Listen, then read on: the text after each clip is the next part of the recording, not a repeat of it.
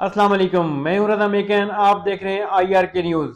आइए जानते हैं आज की कुछ ताज़ा तरीन अपडेट्स सदीक जान साहब से। इंटरनेशनल मीडिया को इन मकामात पे कल इंटरनेशनल मीडिया और पाकिस्तानी मीडिया के नुमाइंदों को जो ISPR है वो लेकर गए थे और उन्होंने दिखाया था कि यहाँ पे कोई किसी तरह के दहशतगर्दों के कोई ठिकाने नहीं है। और आज अगर कल रात को अटैक ना भी होता तो आज जो है वो बहावलपुर और मुरीदके का विजिट ऑलरेडी प्लान था।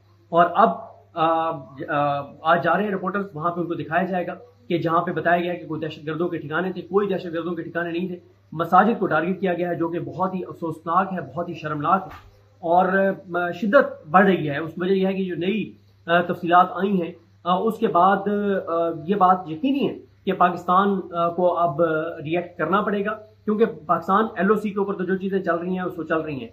भारत ने अगर वो सिर्फ AJK में करता तो वो एक अलग था, पाकिस्तान भी मकबूजा कश्मीर में जो भारतीय चौकी हैं उनको टारगेट करता तो मामला सेटल हो जाता। लेकिन मसला ये हो रहा है कि उन्होंने पाकिस्तान की जो एक इंटरनेशनल बॉर्डर है उसको जो बॉर्डर है मतलब जो पाकिस्तान और भारत का, यानी इस तरह पाकिस्तान है जो एडमिटेड है, उन्होंने उसको क्योंकि वायलेट किया है तो अब पाकिस्तान को भारत के अंदर ज़ाहिर है करना पड़ेगा। और उसके लिए इस वक्त जब मैं ये वीडियो लाइव हूँ आपके सामने तो कौमी सलामती कमेटी का इजलास जो है वो शुरू होने वाला है, शुरा पहुंच रहे हैं और उसमें फैसला किया जाएगा कि पाकिस्तान ने किस हद तक जाना है और किस तरह से जाना है।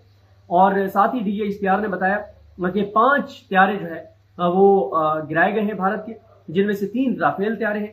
और यहाँ पे मैं आपको एक चीज़ अपडेट कर दूं, जब हम पहले वीडियोस कर रहे थे मैं, असद चौधरी साहब और वसीम मलिक साहब, तो जाहिर है सोशल मीडिया पे कुछ अकाउंट्स जो हैं वो हमें भी टारगेट कर रहे थे, कह रहे थे कि आप फौज जो कह रही है आप उस पर यकीन कर रहे हैं। तो आप जाहिर है मैं अब उसमें नहीं पढ़ना चाहता। इस वक्त पाकिस्तान को इत्तेहाद की ज़रूरत है। कुछ लोगों के सेंटीमेंट्स हैं, उसकी बहुत सारी वजूहात हैं, मैं उस पर कुछ नहीं कहूँगा।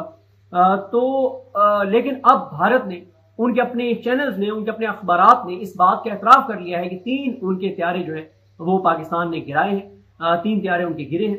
और उसमें द हिंदू जो है उसने पहले पोस्ट की, तस्वीरें लगाई, भारत के लोगों ने उनको अटैक किया, उनको धमकियां दी। तो उन्होंने क्या किया कि वो पोस्ट डिलीट कर दी और बगैर तस्वीरों के उन्होंने जो है वो ट्वीट कर दिया। जब बगैर तस्वीरों के उन्होंने ट्वीट किया तो फिर उनके ऊपर अटैक हुआ तो उन्होंने फिर वो ट्वीट जो है वो डिलीट कर दिया। लेकिन अब इंटरनेशनल मीडिया भी इसको रिपोर्ट कर चुका है कि भारत के ऑफिशियल्स ने इस बात का एतराफ़ कर लिया है कि 3 उनके जो त्यारे हैं वो गिरे हैं, और जिनमें से पाकिस्तान का दावा यह है कि 3 जो है वो राफेल है। और यही वजह है कि राफेल जो है उनकी जो जिस कंपनी ने वो तैयार किए राफेल, उस कंपनी के आलमी मार्केट में शेयर्स जो हैं वो 6-7% आज जो है वो एक मौके के ऊपर गिर गए थे। अभी लेटेस्ट मैंने चेक नहीं किया, लेकिन काफ़ी धचका लगा है, क्योंकि राफेल उसकी बड़ी ठाट बाट थी। लेकिन जिस तरह से पाकिस्तान ने अब उनके त्यारे गिराए हैं तो इंटरनेशनल मार्केट में उसके शेयर्स बहरहाल गिरे हैं। फिर इसी तरह से LOC के ऊपर जिन जिन पोस्टों को पाकिस्तान की फौज ने टारगेट किया है और उनको तबाह किया है, जिन जिन चौकियों को भारत की, उसकी वीडियोज जो हैं वो DGISPR ने अपनी प्रेस कॉन्फ्रेंस में दिखाई हैं। इसी तरह से DGISPR ने एक और बड़ा इंकशाफ किया है कि नीलम जहलम हाइडल जो पावर प्रोजेक्ट है उसको भी टारगेट किया गया है। डैम का जो स्ट्रक्चर है उसको भी टारगेट किया गया है और उसको उन्होंने कहा है कि नाकाबिल कबूल है, ये बहुत खतरनाक है, इसके नताइज बहुत खतरनाक होंगे। और एक और चीज़ है, मैं तस्वीर तो अपने इस वीडियो में नहीं चला सकता, आप ट्विटर पे देख लें, मैंने भी ट्वीट किया है क्योंकि वैसे भी ट्विटर चल पड़ा है बगैर VPN के। एक 7 साल बच्चा इर्तजा अब्बास तूरी, जो कर्नल जहीर तूरी साहब जो हैं जो CEO थे वहाँ पे उस एरिया में, उनके बेटे हैं। 7 साल बड़ा मासूम बड़ा खूबसूरत बच्चा, उसकी जो है वो शहादत हुई है और उस बच्चे का जनाजा जो है वो आज 5 बजे जो है वो इस्लामाबाद में उसकी नमाज जनाजा अदा की जाएगी।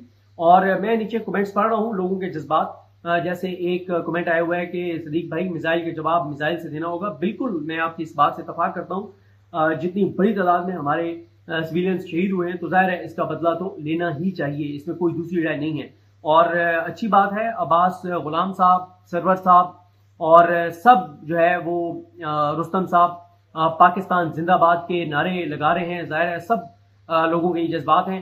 रिलीज इमरान खान की बात हो रही है, खान को रिहा करो, ताहिर महमूद साहब लिख रहे हैं। बिल्कुल ये बात, ये जायज़ मुतालबा है।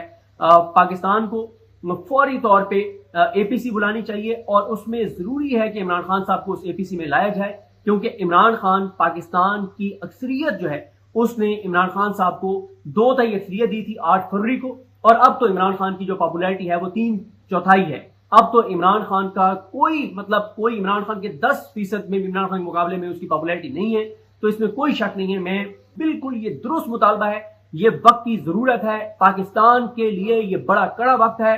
دیکھیں پلوامہ کے بعد صرف وہ آئے تھے اور وہ تھوڑی سی کچھ اپنا کوئی چیزیں گرا کے چلے گئے تھے، تو عمران خان نے جس طرح سے اس کا جواب دیا تھا عمران خان نے، وہ آپ سب کے سامنے ہے۔ بلکہ ابھی میں اس ویڈیو کی ریکارڈنگ سے پہلے ٹویٹر پہ دیکھ رہا تھا میجر ریٹائرڈ لطاسف ستی صاحب جو فارم 45 کے ایم این اے ہیں مری سے، ان کا میں ٹویٹ دیکھ رہا تھا۔ انہوں نے عمران خان صاحب کی گرفتاری سے چند دن پہلے کا ایک 6 منٹ کا کلپ لگایا ہوا ہے، جس میں عمران خان صاحب نے مودی کو للکارا تھا، اور اس میں عمران خان صاحب نے یہ پیشن گوئی کی تھی کہ جب بھی کبھی اس طرح کا موقع آئے گا تو نواز شریف نہیں بولے گا، اور عمران خان کی وہ پیشن گوئی درست ثابت ہوئی ہے۔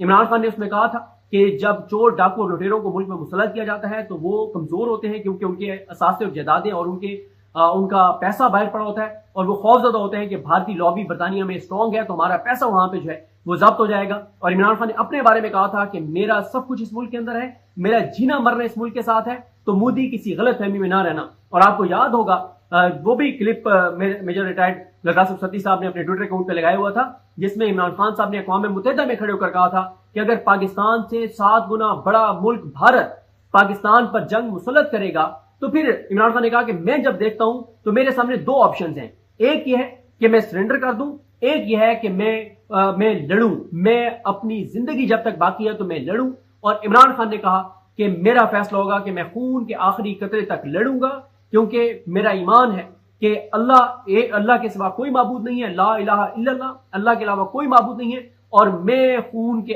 آخری قطرے تک لڑوں گا۔ یہ عمران خان صاحب نے اقوام متحدہ میں کھڑے ہو کے پوری دنیا کے حکمرانوں کے سامنے اس پلیٹ فارم کے اوپر کھڑے ہو کے عمران خان صاحب نے یہ بات کی تھی۔ اس میں کوئی شک نہیں ہے کہ اس وقت پاکستان کے اندر بہت یہ ضروری ہے، ناگزیر ہے کہ عمران خان صاحب کو اے پی سی میں لایا جائے، ان کی گفتگو ہونی چاہیے، ان کی بات ہونی چاہیے۔ اور یہ جو چند ایک آوازیں ہیں جن کے تحفظات ہیں کہ عمران خان کو پہلے رہا کیا جائے، ان کے مطالبہ بالکل غلط نہیں ہے، بالکل جائز مطالبہ ہے۔ اس کے علاوہ جس طرح سے میں نے آپ کو بتا دیا کہ پاکستان 5 کا دعویٰ کر رہا ہے، 3 کا بھارت نے اعتراف کر لیا ہے۔